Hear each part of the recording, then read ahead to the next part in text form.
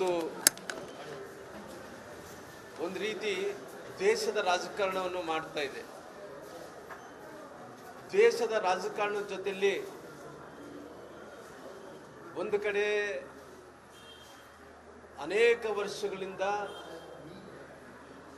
ಸನಾತನ ಧರ್ಮದಿಂದ ಬಹುಶಃ ರಾಮ ಮಂದಿರ ಆಗಬೇಕು ಅನ್ನೋಂಥ ಸಂಕಲ್ಪ ಏನಿತ್ತೋ ದೇಶದ ಪ್ರಧಾನಮಂತ್ರಿಗಳಂತ ನರೇಂದ್ರ ಮೋದಿಜಿಯವರ ಸಂಕಲ್ಪವನ್ನು ಈಡೇರಿಸುವಂಥ ಕೆಲಸ ಮಾಡಿದ್ದಾರೆ. ಒಂದು ಕಡೆ ನೋಡಿ ಯಾವ ರೀತಿಯಲ್ಲಿ ಅಂದರೆ, ಒಂದು ಕಡೆ ಅಯೋಧ್ಯೆಯಲ್ಲಿ ರಾಮ ಮಂದಿರವನ್ನು ಉದ್ಘಾಟನೆ ಸಮಯವನ್ನು ಕೂಡ ನಿಗದಿಪಡಿಸಿದ್ದಾರೆ.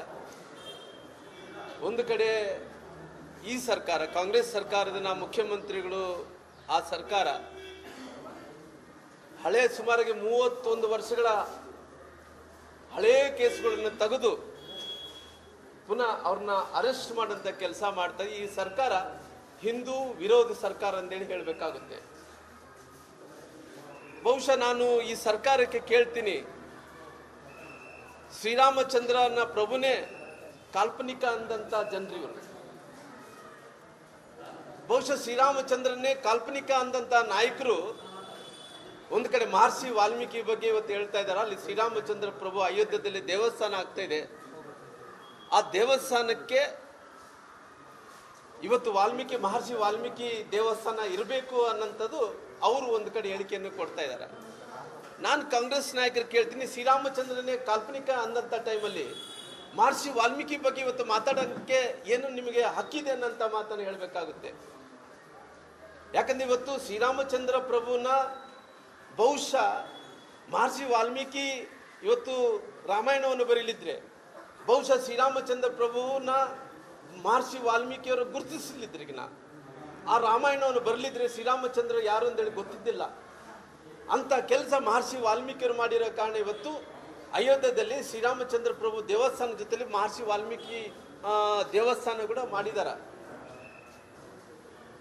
ಬಹುಶಃ ಶ್ರೀರಾಮಚಂದ್ರನ ಕಾಲ್ಪನಿಕ ಅಂದಂಥ ಟೈಮಲ್ಲಿ ಮಹರ್ಷಿ ವಾಲ್ಮೀಕಿ ದೇವಸ್ಥಾನ ನಮ್ಮ ನರೇಂದ್ರ ಮೋದಿಜಿಯವರು ಬಿಜೆಪಿ ಸರ್ಕಾರ ಇವತ್ತು ಮಹರ್ಷಿ ವಾಲ್ಮೀಕಿ ದೇವಸ್ಥಾನವನ್ನು ಮಾಡಿದ ನಂತರ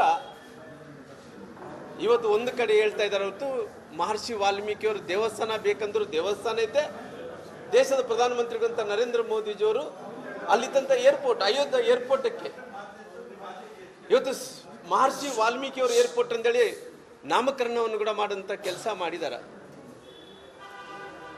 ಯಾಕಂದ್ರೆ ಇವತ್ತು ಇಡೀ ಜಗತ್ತಿನಲ್ಲಿದ್ದಂಥ ಎಲ್ಲ ಹಿಂದೂಗಳಾಗಿರ್ಬೋದು, ಇವತ್ತು ದೇವಸ್ಥಾನ ಆಗ್ತಾ ಇದೆ. ಇವತ್ತು ಇತಿಹಾಸದಲ್ಲಿ ನಾವು ಯಾರು ನೋಡಿದ್ದಿಲ್ಲ, ಕಣ್ಣಾರೆ ಕಂಡಿದ್ದಿಲ್ಲ.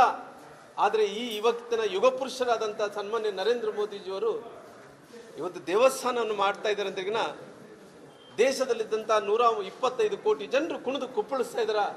ಇಂಥ ಸಂದರ್ಭದಲ್ಲಿ ಇವತ್ತು ಈ ಸರ್ಕಾರ ದೇಶ ರಾಜಕಾರಣವನ್ನು ಮಾಡ್ತದೆ. ಅದರ ತೀವ್ರವಾಗಿ ಖಂಡಿಸ್ತೀವಿ. ಮುಂದಿನ ದಿನಗಳಲ್ಲಿ ದೊಡ್ಡ ಹೋರಾಟವನ್ನು ಕೂಡ ಮಾಡುವಂಥ ಕೆಲಸ ಮಾಡ್ತೀವಿ. ಇವರಿಗೆ ಯಾವುದೇ ರೀತಿಯಲ್ಲಿ ನೈತಿಕತೆ ಹಕ್ಕಿಲ್ಲ. ಜಾತಿಗಳನ್ನು ಒಡೆಯುವಂಥ ಕೆಲಸ ಈ ಸರ್ಕಾರಗಳು ಮಾಡ್ಕೊತಾ ಬಂದಿದೆ. ದೇಶ ರಾಜಕಾರಣವನ್ನು ಮಾಡ್ಕೊತಾ ಬಂದಿದೆ. ಸೇಡಿನ ರಾಜಕಾರಣವನ್ನು ಮಾಡ್ಕೊತಾ ಬಂದಿದೆ. ಇವರು ಅಂತ್ಯಕಾಲ ಪ್ರಾರಂಭ ಆಗಿದೆ ಅನ್ನೋಂಥ ಮಾತನ್ನು ಹೇಳಬೇಕಾಗುತ್ತೆ.